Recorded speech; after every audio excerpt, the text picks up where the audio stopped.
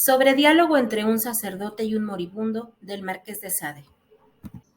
El propósito del presente video es el de ofrecer una posible interpretación de algunos pasajes del diálogo entre un sacerdote y un moribundo del Marqués de Sade. Para esta interpretación no hemos utilizado ningún tipo de bibliografía especializada, por lo que no se incluyen citas de intérpretes reconocidos. La autoría de la siguiente interpretación de la obra del Marqués de Sade pertenece a Óscar Raúl Vázquez Sánchez y Verónica Hernández Castro. La ficha bibliográfica de la traducción utilizada para las citas se encuentra al final del video, así como los links correspondientes a cada imagen utilizada. El ser humano fue creado para librarse a sus pasiones. Cita: El moribundo. Creado por la naturaleza con gustos muy vivos, con pasiones muy fuertes, colocado en este mundo únicamente para librarme a ellas y para satisfacerlas. Y esos efectos de mi creación, no siendo más que necesidades relativas a las intenciones primeras de la naturaleza. Todos, en razón de sus leyes, no me arrepiento más que de no haber reconocido suficientemente su omnipotencia. Interpretación. El Marqués de Sade piensa en la naturaleza como dotada de una fuerza irresistible semejante al destino. Son sus propósitos ocultos los que determinan el papel que todos los seres debemos cumplir en el mundo, y los medios de los cuales se sirve para que los seres humanos cumplamos nuestro propósito son las pasiones, en particular el vicio y la virtud. El bien y el mal existen desde el punto de vista de los seres humanos, mas para la naturaleza todos son actos indiferentes, pues ella necesita tanto del vicio como de la virtud. De este modo, cuando los seres humanos se sienten inclinados a obrar virtuosamente, es porque la naturaleza lo dispuso así. Del mismo modo, la naturaleza es la responsable de que los seres humanos se sientan inclinados al vicio. La inutilidad del castigo y las leyes de la naturaleza. Cita: El moribundo. El sistema de la libertad del hombre no fue nunca inventado, sino para fabricar el de la gracia que se volvía tan favorable a vuestras ensoñaciones. ¿Cuál es el hombre en el mundo que, viendo el cadalso al lado del crimen, lo cometería si fuera libre de no cometerlo? Somos arrastrados por una fuerza irresistible, y nunca un instante dueños de poder determinarnos para otra cosa que para el lado hacia el cual somos inclinados. No hay una sola virtud que no sea necesaria a la naturaleza, y a la inversa, un solo crimen del cual ella no tenga necesidad. Y es en el perfecto equilibrio que ella mantiene a unos y otros, que consiste toda su ciencia.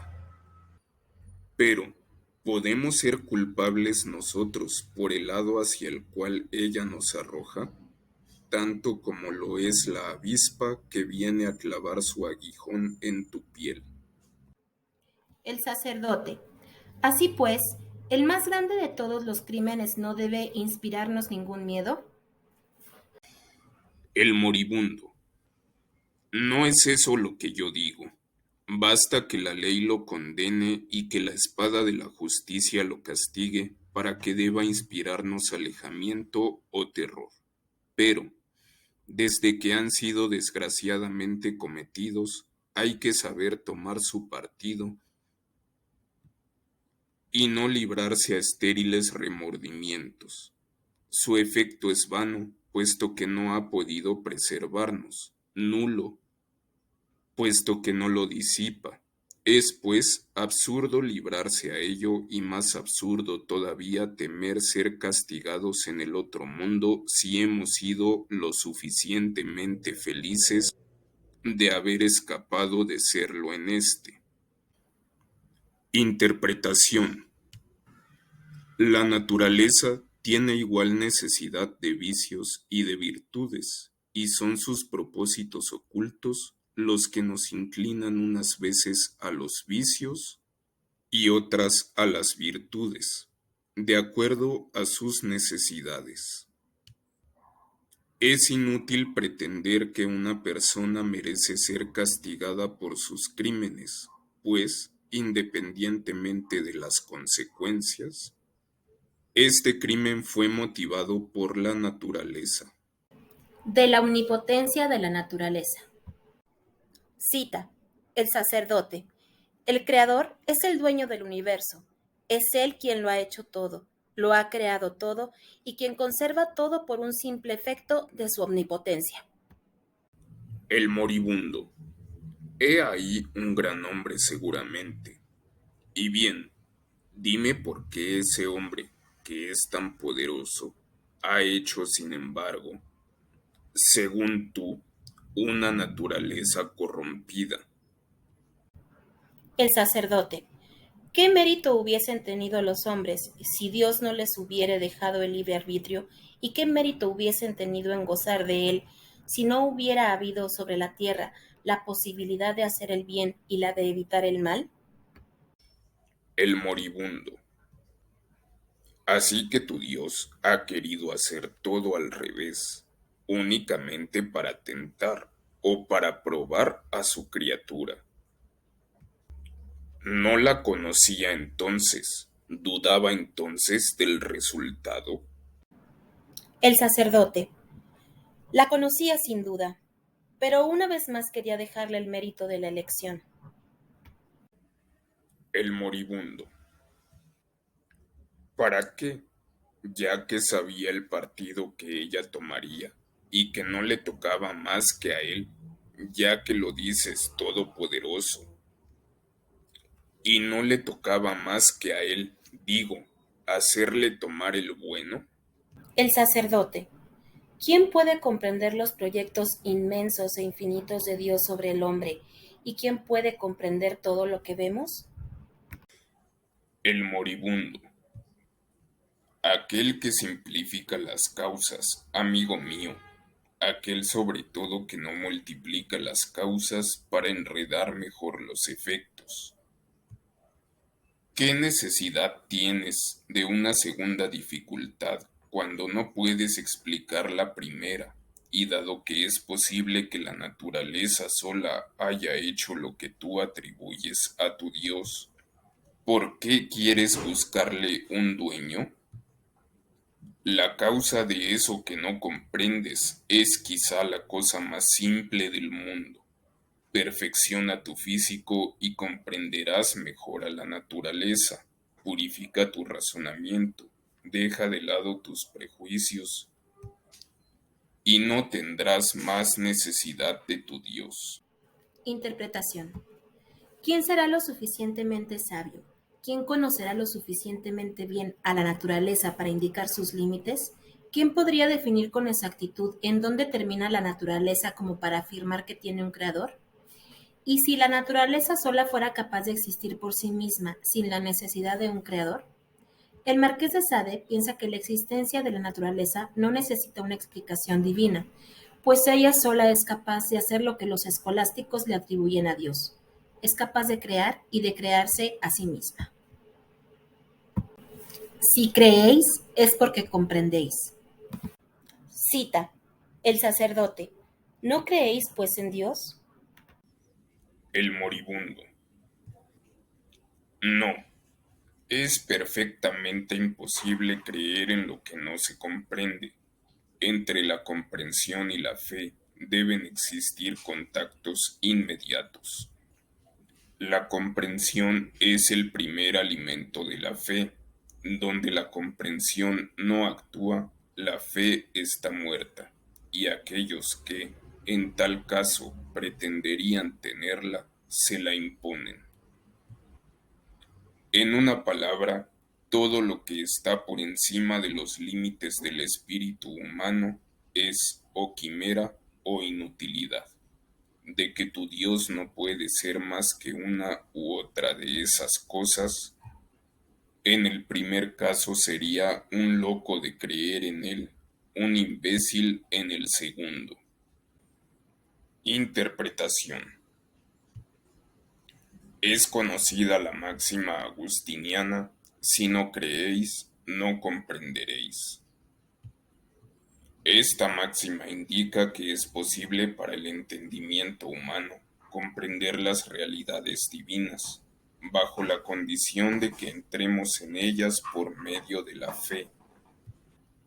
Para comprender racionalmente, la primera condición es la de permanecer firmes en nuestra fe, aunque nuestras creencias parezcan contradecir a nuestra razón. El moribundo asegura que no es posible creer en lo que no se comprende, de modo que la comprensión es la primera condición para la firmeza de la fe.